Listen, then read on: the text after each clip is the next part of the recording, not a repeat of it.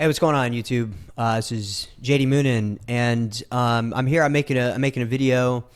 It's gonna have some of that audio footage that I promised I would put. I'm gonna put as much of it as I can in there, and I'm gonna try and explain a little bit before, each time I upload something.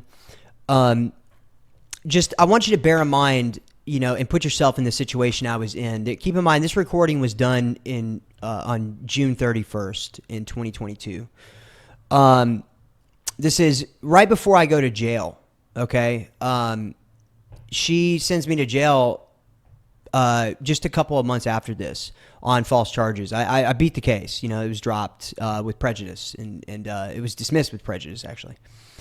Because one of the things that I'm wanting to start this new movement for, okay? I'm trying to start a new movement. The best name I could think of is Polar Opposites, because anybody who's with a narcissist is typically the polar opposite. They're typically an empath. And now this is going to seem like I'm making this movement for men, but it's not just for men. I want everybody to understand men and women both get abused. What's inspired me to do what I'm doing now is the fact that primarily men we've been so demonized because of the Me Too movement. Okay. That I know for myself for a long time, if I thought if I ever went and said I was being abused by my girlfriend, like we're going to be made fun of, or, like people are just going to dismiss that. Like what's she doing to you? Like you're the dude, you have all abuse is not just physical, and sexual abuse is not just physical either. Sexual abuse comes in many ways, and so does just abuse in general. And I would say some of the most devastating and detrimental abuses there are is manipulation and mental sexual abuse via starving your partner of sex, or telling your partner that they think you're a prostitute, just like things like that. Like those put downs over time really hurt somebody, especially when that's not at all how they feel, and quite frankly, it's a lie. And what you'll notice is that these kind of people, that everything is your fault. Okay, you're always the problem. You're always the one doing this and that, even though you can be the best person in the world. Okay, I mean, in my case, I was taking care of my grandmother who's dying from dementia. I was a live-in caretaker. I was on call 24/7. Okay, I was working full time. My ex had lost her job. She had actually moved out. Okay, the original fight was because I couldn't move out yet. I was waiting for my parents or my family to get ready to take over and taking care of my grandmother, so I could move. And she didn't care. Her way or highway right now. So she ends up leaving and going and staying with her mom, and then coming back and forth, and just going through this whole thing. And it's just all this fighting. And then I end up, fighting with her mother and all these people. And she causes all this drama, and what I didn't realize was what was happening was she was trying to break me down as a person. Okay. Break down. I was a very confident person. I was a very successful person. Okay. And what happens is bad situations happen to these people, and they blame it on you.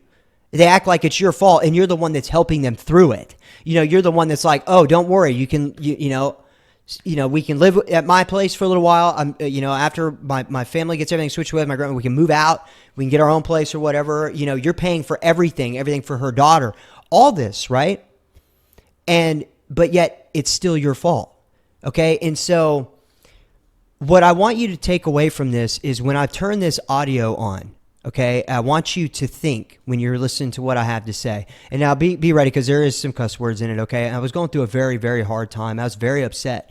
And I had a woman who is supposed to be there supporting me while I'm taking care of a dying family member, okay? Instead, only thinking about how she's not validated, how this and that, and how I don't think she's adequate. I think she's stupid. I don't even know where any of these ideas come from, because I've never once called her stupid. I can still count on one hand how many times I called a woman a bitch. Okay? And trust me, she is, and she deserved to be called a bitch every time I said it.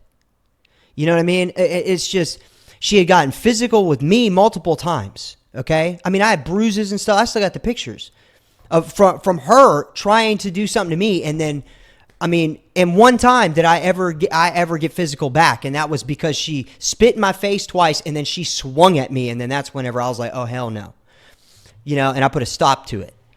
And it's just, you know, she sends me to jail on false pretense, saying that I was threatening her. The only threat I ever did to this woman was when I threatened to tell her baby daddy that I didn't feel she was fit to be a mom. Okay? And I told her she needed to contact me to figure out how she was going to get the rest of her stuff out of my house, okay? Or I was going to call him. And whenever I have, you know, I'm going through this weird, crazy roller coaster of emotions because of what's being done to me, and I didn't realize that it's a tactic. I thought it was, you know, at first I thought it was my mental illness, and it wasn't. It was a tactic. She was causing me to get what was called CPTSD, which is complex post-traumatic stress disorder, okay? And I got sent to jail because I threatened to call her baby daddy and tell her I didn't think she was fit to be a mother, because 2 weeks prior to her doing what she did to me, right? You know, in this audio, this is just the beginning. It's, you know, like I said, it's from June 31st, 2022. Just 2 weeks prior to this, I was at her house and I had saved her life. She took a pill, you know, that was laced with fentanyl probably, and she calls me up. She's slurring, and I'm on my way to the house. I can hear her head hitting the freaking toilet. Okay, and she wake back up. And she's puking, and then when I get there, there's vomit everywhere, and she's passed out on the floor in her own vomit. And I had to flip her over. I pour water on her face. I had to slap her until she woke up. And I mean, I didn't have enough time to get her to the emergency room. There was no time. You know, by the time we would have gotten to any emergency room, because of where she moved to, it wouldn't have mattered. So I finally got her up, and I kept her awake. I cleaned everything up, and I threw her over my shoulder, and I took her to my house. And she broke up with me the next day. So, you know, and this happened right before this audio. And you got to keep in mind, and then this cop took me to jail saying that I was threatening her, you know, and this and that. Anyways, that's why it was dismissed with prejudice, because I wasn't. It was all provoked. Every audio you hear where I'm extremely angry, okay? Every one of them is provoked. So if you've, you know, if when you listen to this audio, just if you've ever been treated this way, if you've ever felt the way I say, what I say in this video, the way I'm talking, the things that I'm saying, leave the relationship that you are in. If you are in a relationship and you are currently feeling like that, because it is just the beginning. You need to understand this is how you feel in the beginning. I will show you audio cuts throughout my entire relationship so you can see the progression of the pain that I go through. Okay? I don't care how embarrassing this is for me. This is a mission of mine.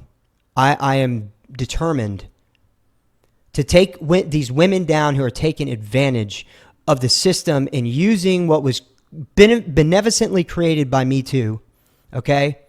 And using it to hurt and extort good men like it was done to me, okay? This woman got like $40,000 out of me over the course of our relationship. All of which, I might add, she fucking gambled or spent on drugs, okay? I'm not the only man who's went through this. So there's not going to be any picture for this audio, but this is the best way I could find to help people, is for them to hear me telling you what I'm going through as I'm going through it. Because you just can't express it the way you can in the moment.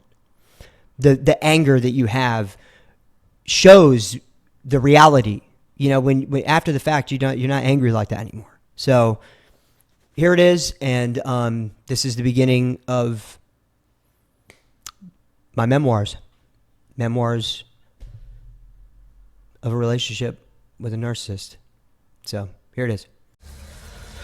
Amanda, what the fuck is going on, dude? What's going on?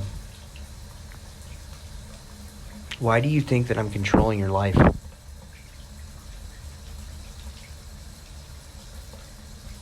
Why do you think that I have some kind of power over you? Have you confused me with TJ?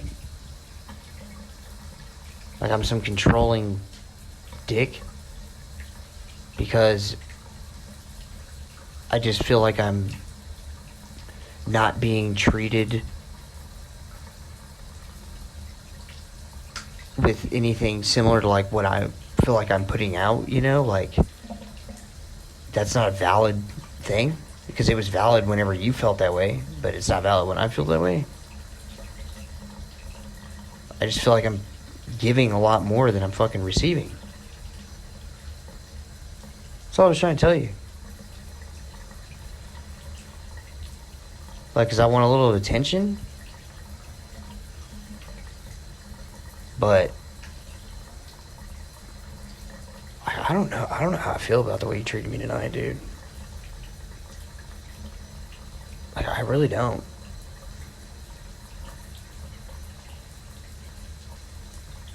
I mean, is this how you really feel? Is this the real you? Is this what I have to deal with? Because if this is what it is, man, I'm out. I don't know you anymore right now, dude. You know, and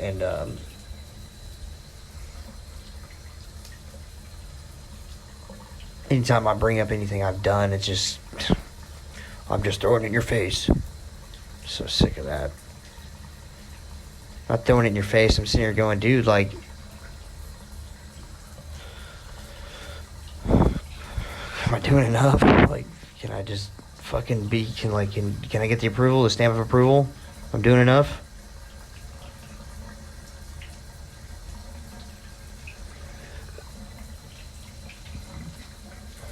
Like, I'm tired of this fucking relationship being so goddamn stressful. Like, why?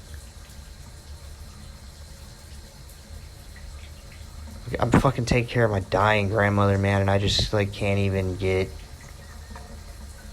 just some fucking slack. I just need some slack, dude. I just need you to fucking care for me, man.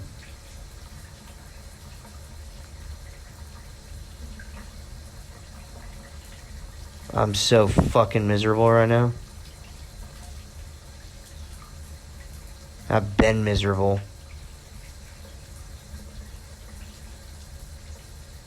Man, it's like it don't even fucking matter.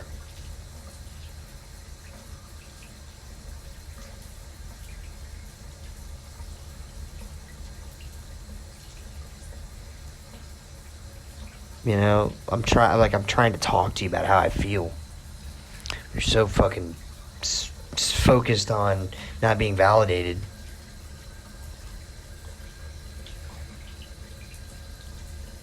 That, like, you're just letting me fucking slip away. Just falling through the cracks. What you always say a cincher does? Let you fall through the cracks, or you let me fall through them. I'm like buckling under pressure. Basically begging you to see you, and you just being a bitch, dude. For what? What did it accomplish? You feel better?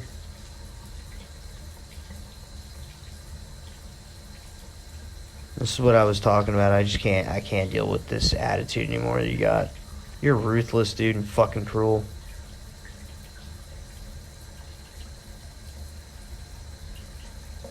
Quite frankly, I feel like you just don't give a fuck that you fucking just destroy my feelings, dude.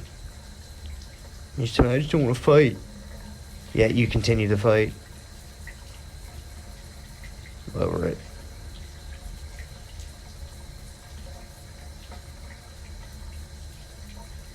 Yeah, I can't do this anymore.